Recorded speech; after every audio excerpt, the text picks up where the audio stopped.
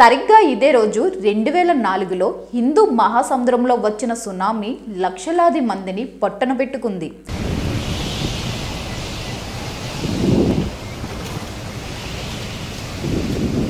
21వ శతాబ్దంలో అతిపెద్ద ప్రకృతి విధ్వంసంలో ఇది ఒకటి. తొలుత ఇండోనేషియాలోని సుమత్రా దీవుల్లో రిక్టర్ స్కేలుపై 9.1 తీవ్రతతో భూకంపం వచ్చింది. దీంతో ఆ అలలు భారత్, శ్రీలంక, థాయిలాండ్ సహా 9 దేశాల్లో ప్రభావం చూపించాయి. 100 అడుగుల మేరకు రాకాసి అలలు భయపెట్టాయి. ఈ విధ్వంసంలో సుమారు 2 లక్షల మంది మరణించారు.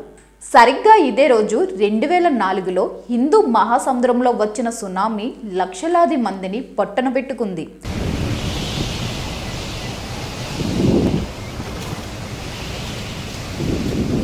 ఇరవై 21వ శతాబ్దంలో అతిపెద్ద ప్రకృతి విధ్వంసంలో ఇది ఒకటి.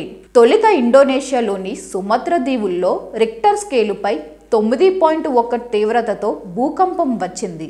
దీంతో ఆ అలలు భారత్, శ్రీలంక, థాయిలాండ్ సహా 9 దేశాల్లో ప్రభావం చూపించాయి. 100 అడుగుల మేరకు రాకాసి అలలు భయపెట్టాయి.